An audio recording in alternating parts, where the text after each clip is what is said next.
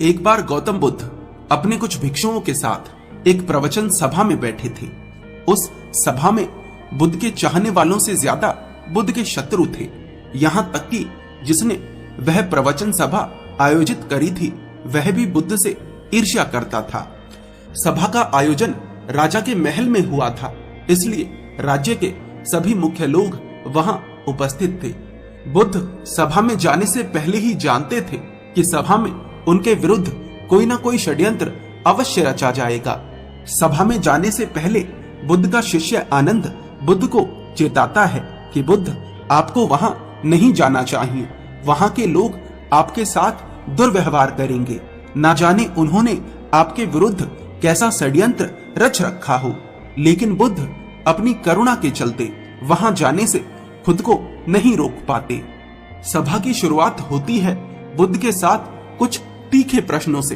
बुद्ध से ईर्ष्या करने वाले लोगों का यह प्रयास होता है कि बुद्ध से कोई ऐसा प्रश्न पूछा जाए जिसका उत्तर बुद्ध ना दे सके, परंतु बुद्ध सभी प्रश्नों के उत्तर बड़ी ही सरलता से दे देते हैं। सभा में उपस्थित लगभग सभी लोग अपने अपने प्रश्न पूछ लेते हैं और उन्हें उनके उचित उत्तर भी मिल जाते हैं।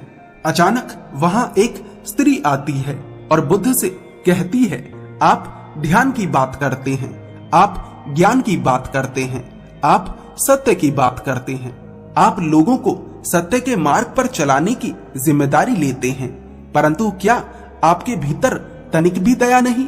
क्या आपको मुझ अबला की कोई चिंता नहीं जिसे आपने गर्भवती बनाकर छोड़ दिया है?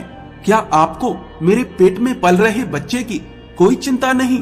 उस स्त्री की बात सुनते ही सभा में हड़कंप मच जाता है। सभी लोग एक दूसरे से बातें करने लगते हैं। उस सभा का ही एक व्यक्ति खड़ा होता है और कहता है, अरे स्त्री के सौंदर्य के सामने तो बड़े बड़े ज्ञानियों ने घुटने टेक दिए, फिर ये बुद्ध क्या है?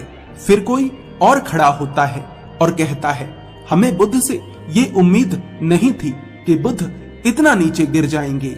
इसी तरह से सभा के बहुत सारे लोग खड़े होते हैं और बुद्ध को भला बुरा कहते हैं। बिना सत्य को जाने ही कि सत्य क्या है, लोग बुद्ध को भला बुरा कहना शुरू कर देते हैं। जब सभी लोग अपने अपने मन की भड़ास निकाल लेते हैं, तब राजा कहता है, बुद्ध आप अपनी सफाई में क्या कहना चाहेंगे? राजा भी बुद्ध से ईर्ष्या करता था। वह चाहता था कि बुद्ध बदनाम हो जाएं।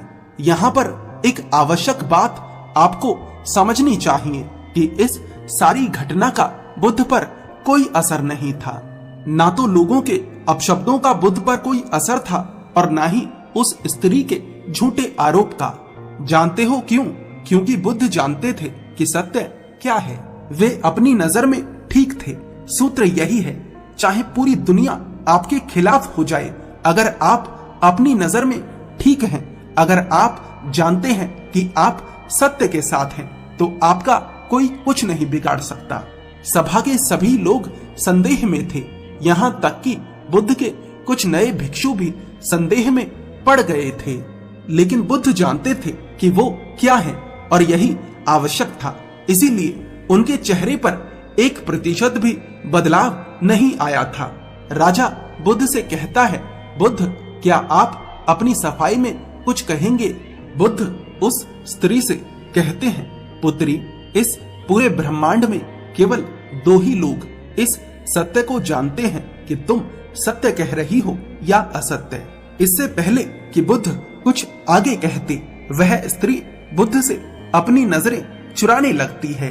असत्य का सहारा लेने का अर्थ है कि आप अपने भीतर डर का बीज बो रही हैं। अब यह बीज जैसे जैसे वृक्ष बनेगा, वैसे वैसे आपकी समस्याएं बढ़ती जाएंगी। उस सभा का ही एक व्यक्ति उस स्त्री से कहता है, तुमने बहुत बड़ी बात कही है। अगर यह गलत साबित हो गई तो तुम जानती हो ना कि तुम्हें क्या दंड दिया जाएगा। उस व्यक्ति की बात सुन उस स्त्री के हाथ पैर कांपने लगते हैं और वह तेजी से वहां से भागने लगती है।